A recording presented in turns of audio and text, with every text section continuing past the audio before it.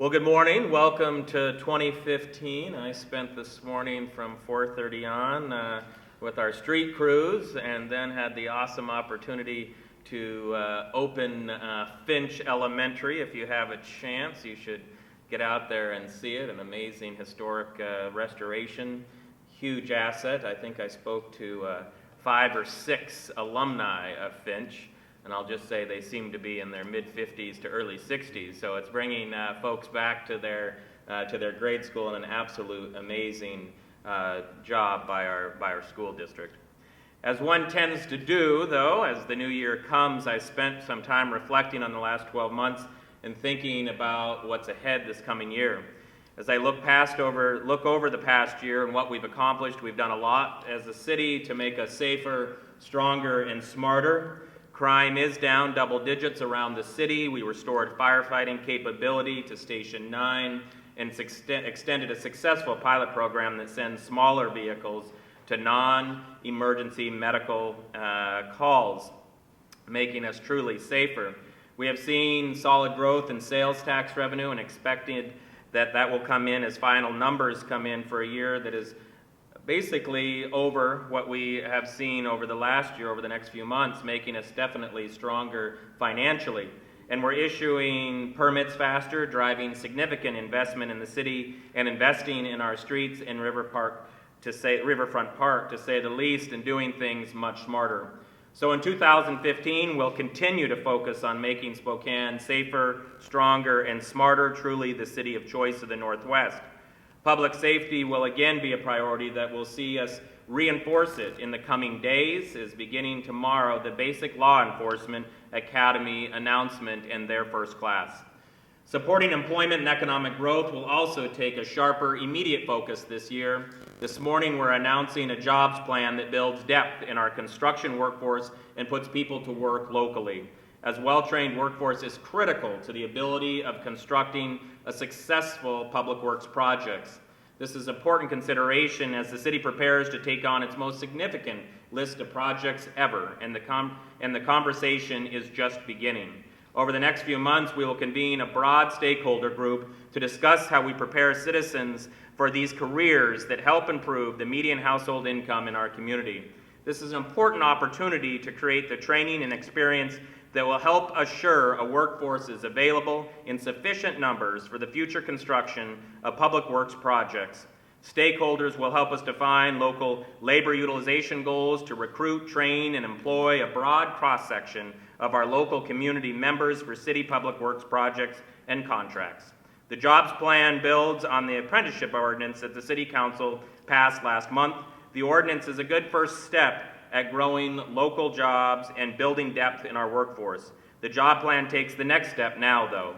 As a city, we must encourage companies to grow through apprenticeships and other training programs to best reach the stated goals of building a deeper and more qualified workforce. Again, as the ordinance opened, it opened with a goal to best reach the stated goal of building a deeper, more qualified workforce.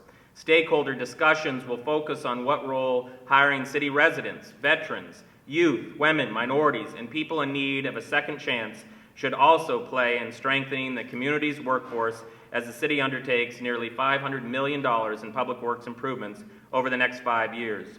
Those conversations will also explore additional methods to meet the objective of a well-trained construction workforce.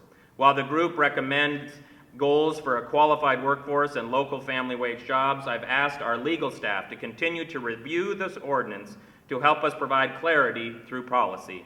We will work with the City Council as we implement the policy over the next few months.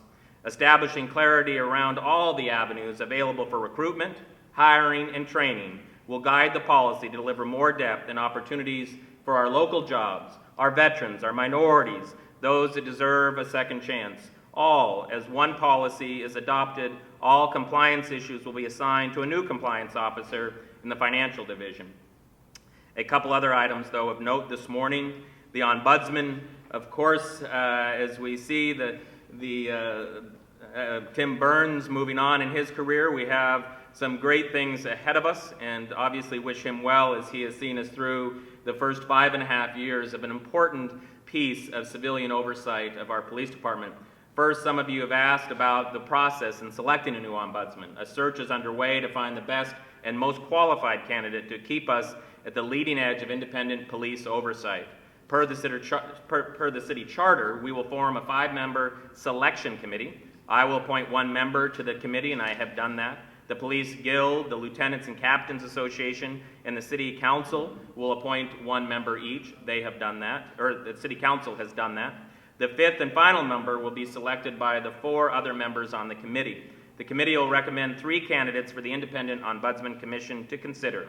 The Commission will appoint 1 of the 3 candidates to serve as the new Ombudsman. The Ombudsman Commission started its work a couple of months ago, and we will work through the process with them. We are, as a city, a leader in police transparency and independent oversight, and this is an opportunity to continue moving us forward in that area. One final note is our accounting director, Pam Dolan, has taken a great opportunity with a national nonprofit organization that establishes and improves standards of accounting and financial reporting for the United States and local government. Pam has been with the city for 20 years, including the last 9 as the accounting director. We'll miss her, of course, and we're extremely proud and excited that Pam is going to the Government Accounting Standards Board, and thinks so highly of Pam in her work here at the city. This is a huge opportunity for Pam and reflects the professionalism she brought the city, and really the professionalism and talent of the entire accounting staff. We hope to see further evidence of that work later this week as we receive the city's new bond rating. Gatsby is recognized by governments, the accounting industry, and the capital markets as the official source of generally accepted accounting principles for the state and local governments. The standards are enforced through state law and auditing processes, so it's a great opportunity for Pam, and we wish her and her family well as she takes on this new chapter in her life. With that, again, as I talked about early, we will really start a robust stakeholder discussion on this jobs plan, a plan that builds the depth in our construction workforce and puts people to work locally. The Ombudsman, we want to thank Tim for his extraordinary work over the last 5 years, and we are under search now to find the best and most qualified candidate in accordance with the process set forth in the city charter. And again, later this week, we will hear from our credit raters, and really excited to do that as the council president and I and our finance team and others traveled to San Francisco just a couple of weeks ago to present to them. And again, look forward to that outcome as we start to sell the bonds that will be really investing in our community. So with that, I'll take some questions. Mayor, maybe I missed this. What's the timeline for hiring a new ombudsman?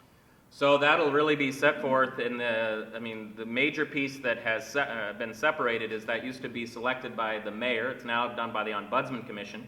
You'll have to ask them really on their timeline. We are working with them and supporting them. Obviously, our HR department is supporting in the recruiting process as they see fit. The charter is very specific on the committee selection. So that is one reason I selected Nancy Isserlis. She was on the first Ombudsman selection committee, and I think having that base knowledge is critical because we do want to, in a way that affords us the best qualified candidate, get this going. So that's why I selected Nancy Isserlis. The City Council has selected Adrian Dominguez from the Ombudsman Commission. From most recently, I've seen that it sounds like the 2 unions are selecting their members this week. So it's in earnest. Of course, it caught us right at the holidays and at the end of the year. So they'll have a very deliberate process, but they need to come together and set up the final schedule of how they see that and moving forward. And then ultimately, just to reiterate, they send 3 candidates to the commission to ultimately select. And I have not seen if the commission has set forth what their process will look like for those final 3 candidates.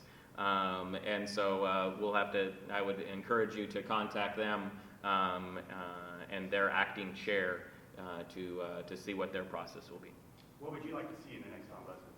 Different than Tim, same? You know, I think Tim's ability for outreach was extraordinary, especially as we started this process and really with the community. I think some of the critical issues is someone that has that prerogative to continue that conversation with the public under the direction of the commission. The commission, we didn't used to have members of commissions that'll be out in the community also.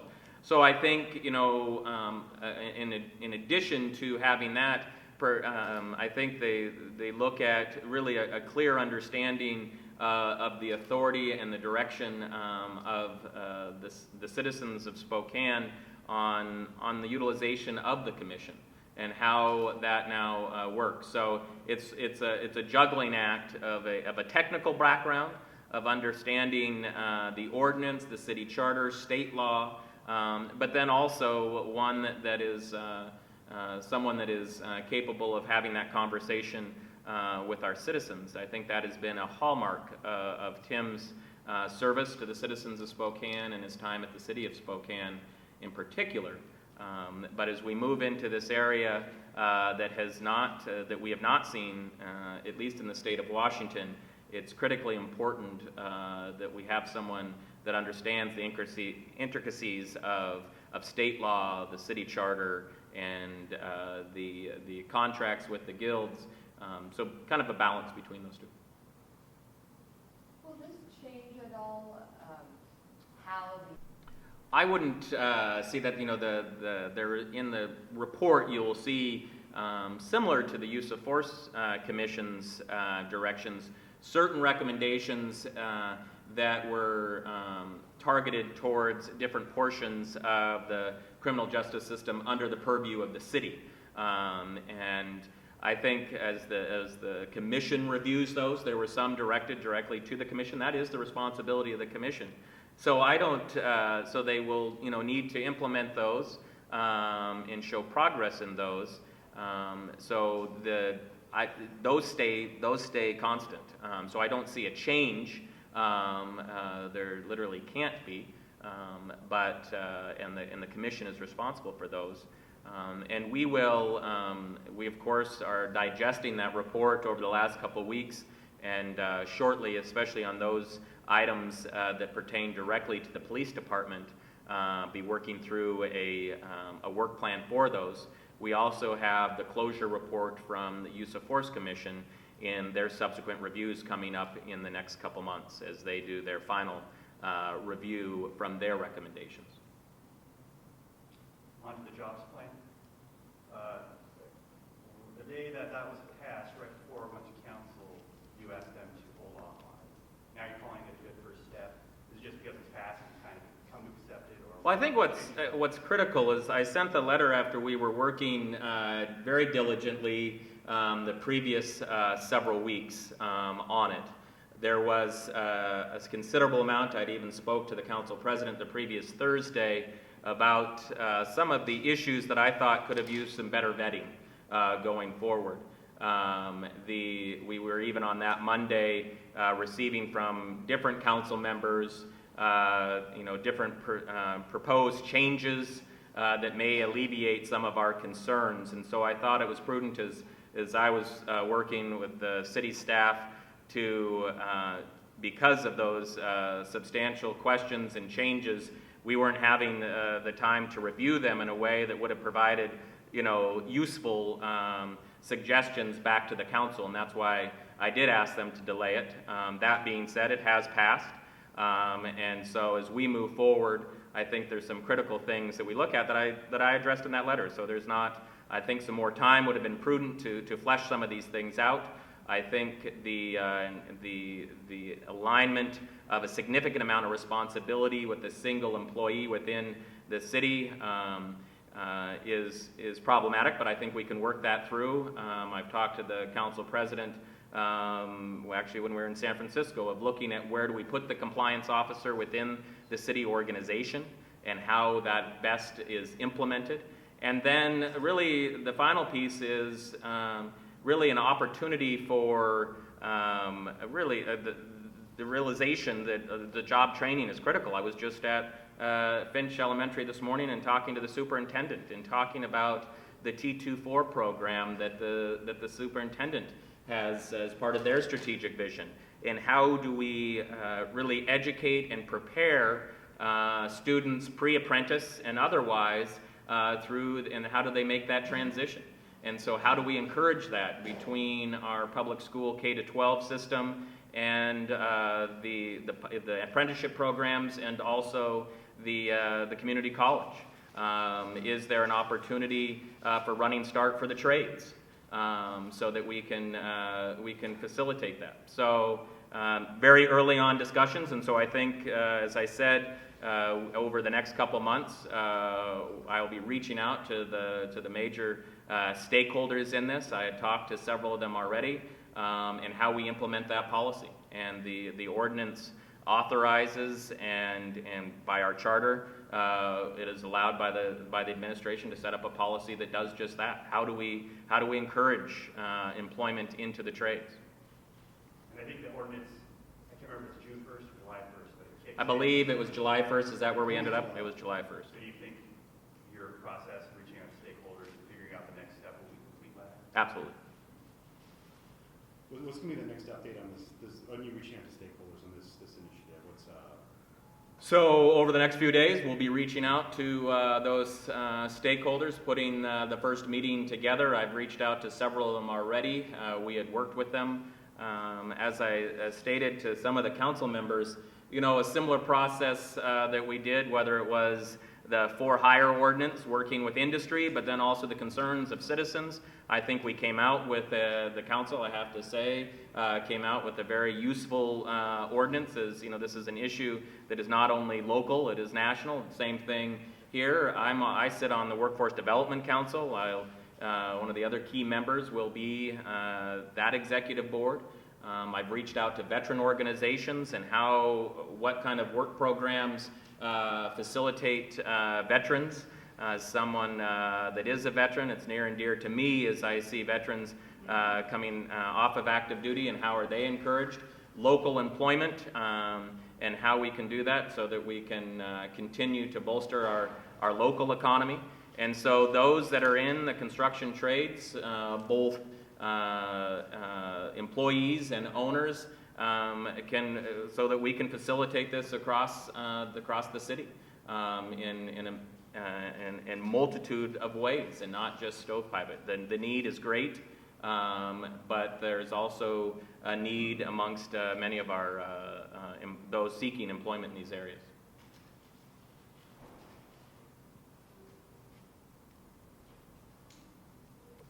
All right. It's an exciting week. We'll see you out there. Like I said, several announcements and things going on here at the beginning of the year. We're very excited to have Belia starting a huge opportunity for our police department, our Eastern Washington cities and towns for education of the next generation of law enforcement officers right here in Spokane and Eastern Washington. Also, of course, this week, you'll probably see it via press release, our credit rating, which is exciting. That will set the credit rating for our park bond and the interest rates and the financial implications of that. So look forward to seeing you this week, and Happy New Year.